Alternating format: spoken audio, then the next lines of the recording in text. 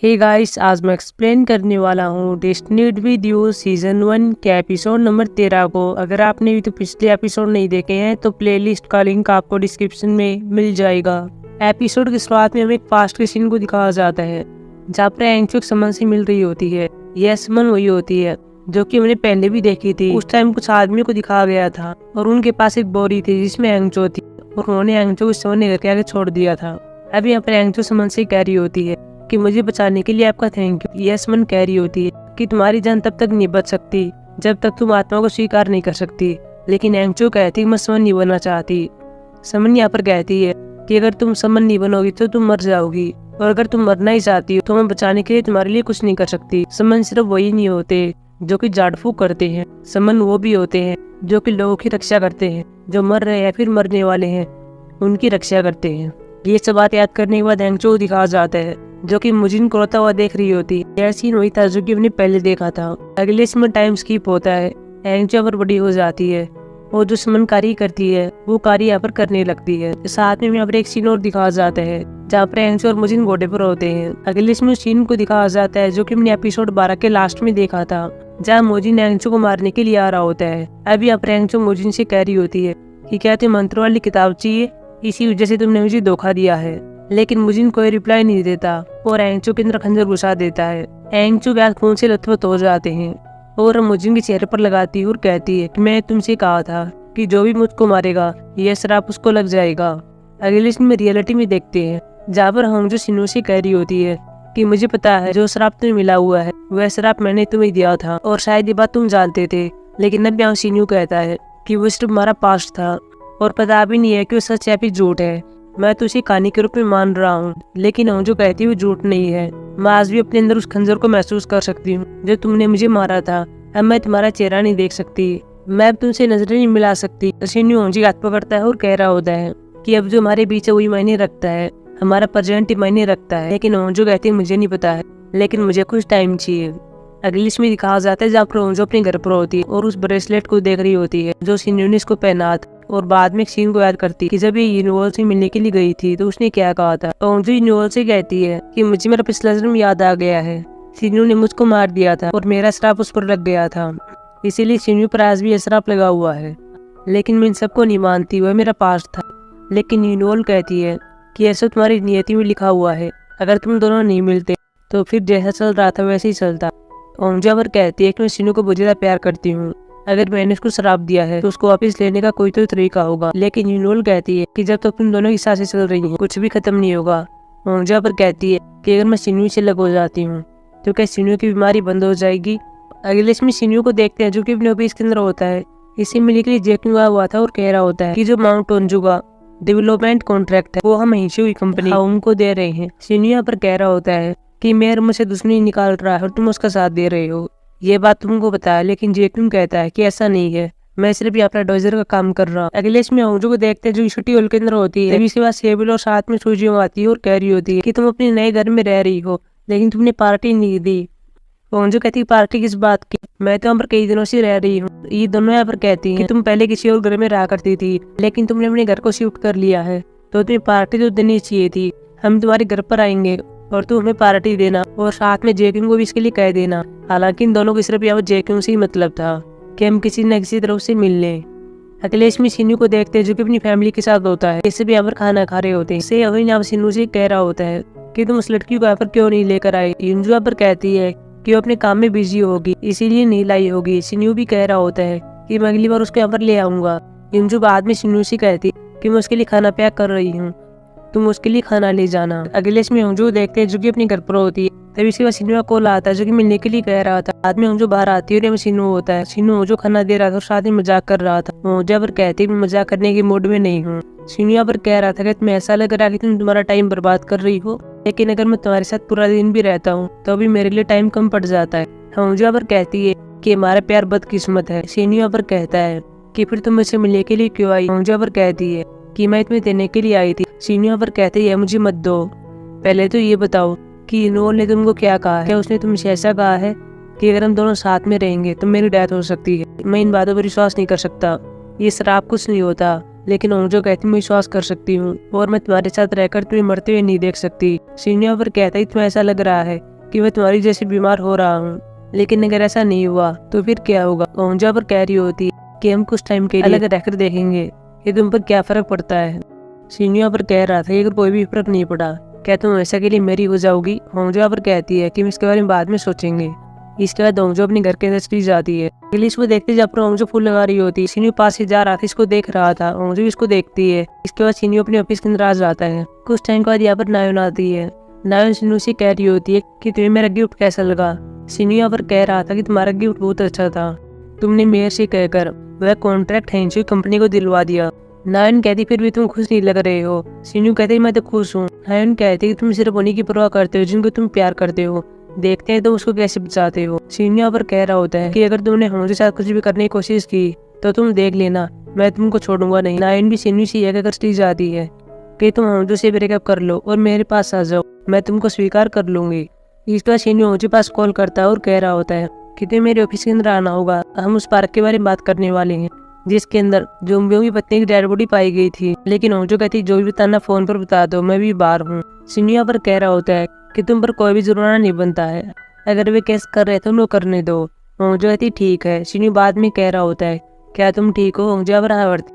Shinyuu यहाँ पर Honjo कह रहा होता है कि मेरे ना मिलने से बीमारी ठीक नहीं होगी, तुम्हें पता नहीं मेरे साथ क्या हो रहा है। ऊपर से मुझ पर प्यार के मंत्र का भी यूज किया गया है, धीरे धीरे मेरी हालत खराब हो रही है। लेकिन होंजो कहती मैं थोड़ी बिजी हूँ और बाद में फोन कट कर देती है। अगले इसमें शेबल को दिखाया जाता है, साथ में सूजियों होती। ये दोनों होंजो घर पर आती हैं, साथ में दोनों जेकियों को भी बुला लेती है। बाद में सभी होंजो रूम के अंदर जाते हैं और यहाँ पर पार्टी करते हैं और यहाँ पर खाना खाते हैं। हालांकि शेबल तो सिर्फ यहाँ पर जेकियों की परवाह कर रही होती है, तो उसके लिए खाना परोस रही होती है। उस टाइम के बाद ये दोनों चली जाती है। जेकियों भी यहाँ पर होंजो कह रहा होता है कि उस दिन मेरे डैडी यहाँ पर आ गए थे और ये बुझा शराब पीते हैं और शराब पीने पर हंगामा करने लगते हैं, इसलिए मैं उनको डांट रहा था। होंजो पर कह रही होती कि मैं तुमको शराब ही पिला रही थी। जेक्यू यहाँ पर कह रहा होता है कि ऐसे तो इस बात का पता नहीं था कि वे शराब पीकर हंगामा कर देंगे। अगले इसमें शिन्यू को दिखाया जाता है, साथ में किमवूक होता है। शिन्यू ने किमवूक को सारी बातें बता दी हैं। अभी यहाँ पर किमवूक कह रहा था कि तुम जाकर उससे मिलते क्यों नहीं हो। शिन्यू यहाँ पर कह रहा था कि मैं उससे नहीं मिल सकता क्योंकि उसे ऐसा लग रहा है कि मैं उसकी वजह से बीमार हो रहा हूँ और मुझे डर लग रहा है कि अगर मैं उसके पास चला जाता हूँ तो वह मुझसे दूर जाती जाएगी। किमवूक कहता है तो उसके पास जाना चाहिए और बताना चाहिए कि तुम वह इंसान नहीं हो जिसकी वजह से वो बीमार हो रहा हूँ। शिन्यू कह रहा था ये आसान काम नहीं है, अगर मान लो कि मैंने पिछले जन्म में तुमको मार दिया हो तो क्या तुम अभी भी मेरे दोस्त बनोगे। किमवूक सोचता और कह रहा था कि इसका जवाब तो बहुत ही कठिन है। वही होंजो भी साथ में जेक्यू बात कर रहे होते हैं तभी बाहर कोई आया हुआ था। हालांकि होंजो बता नहीं था कौन है, लेकिन ये तो किमवूक होता है। बाद में होंजो बाहर आती है। यहाँ पे किमवूक कह रहा था कि मैं शिन्यू का काफी सालों से दोस्त हूँ, लेकिन उसने शराब पी ली है। मैं आपके बारे में जानता हूँ, उसने काफी बार तुम्हारा जिक्र किया है, वो गाड़ी के अंदर है, तुम उसको संभाल लेना। बाद में किमवूक कैसे भाग जाता है। इसके बाद होंजो गाड़ी के पास आती है।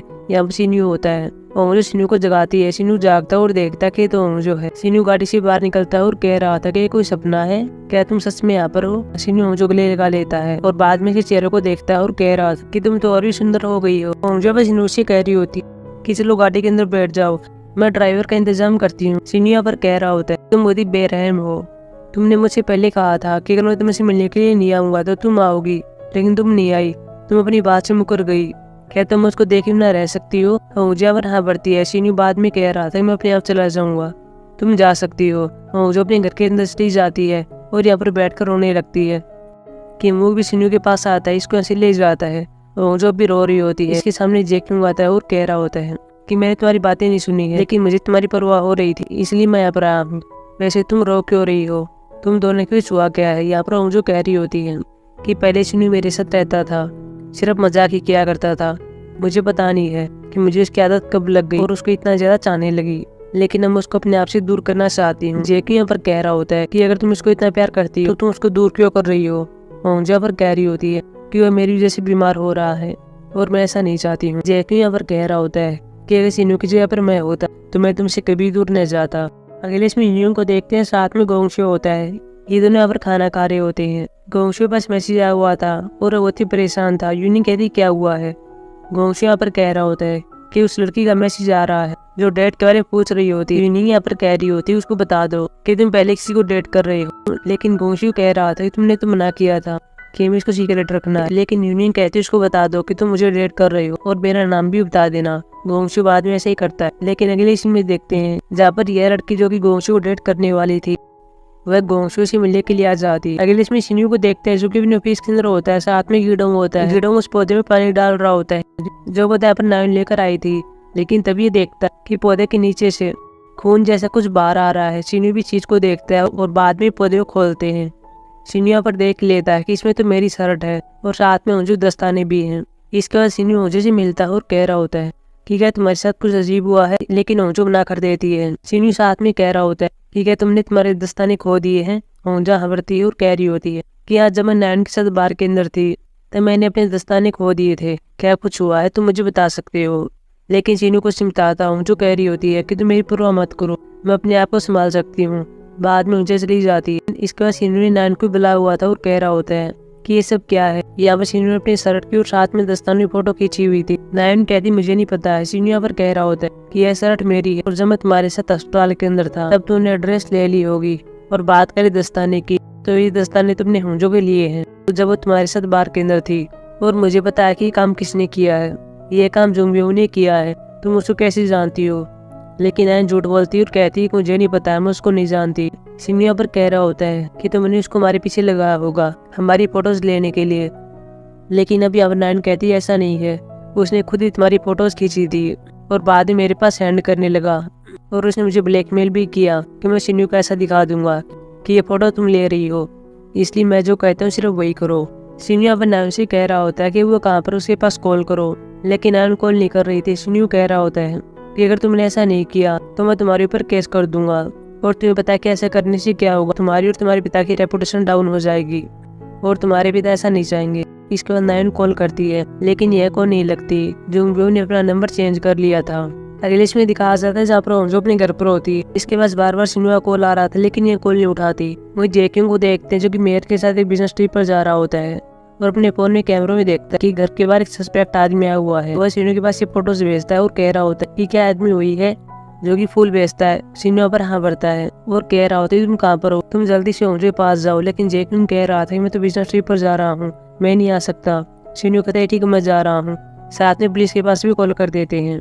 जेक्यूंग भी बार बार उनके पास कॉल कर रहा था। उनके बाद में फोन उठाती है। जेक्यूंग कह रहा है कि वो फूल वाला आदमी तुम्हारे घर के आसपास ही है, अपने खिड़की दरवाजे बंद कर लो, शिन्यू तुम्हारे पास आ ही रहा। साथ में पुलिस भी आ रही है। जो कहती है ठीक है। ओंजे और खिड़की बंद कर लेती है।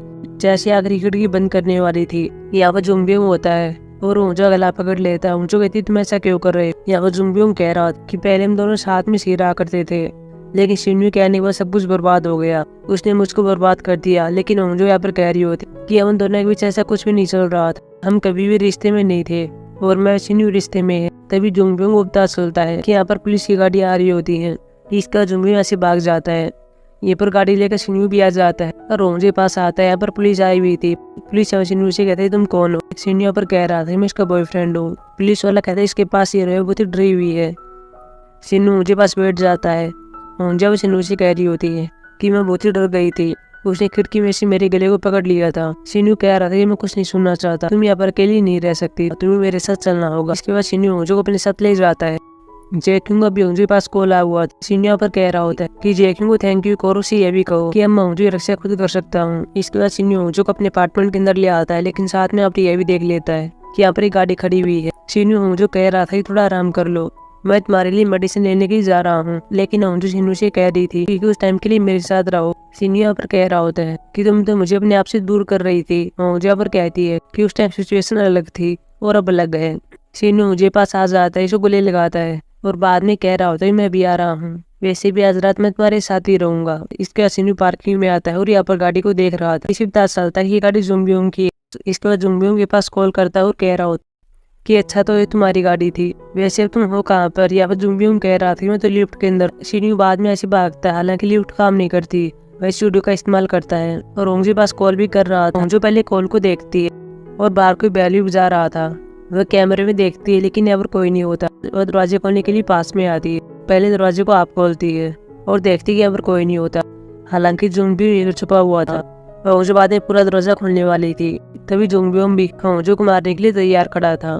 तभी शिन्यू यहाँ पर आ जाता है और जुंगब्यो को अचानक से ऐसे ले जाता है। ओंजो भी एकदम से दरवाजा खोलती है लेकिन यहाँ पर कोई नहीं होता। इसके बाद ओंजो शिन्यू के पास कॉल करती है। फोन यहीं पर पास में बाथरूम में बज रहा था। ओंजो देखने के लिए जाती है और यहाँ पर शिव दास चलता है। कि किसी ने शिनू को चाकू मार दिया है और बाद में एपिसोड समाप्त हो जाता है। सो गाइस, दिस मेरी एक्सप्लेनेशन एपिसोड नंबर 13 की। अब हम मिलेंगे एपिसोड नंबर 14 के एक्सप्लेनेशन में जो भी कल आने वाला है। तब तक के लिए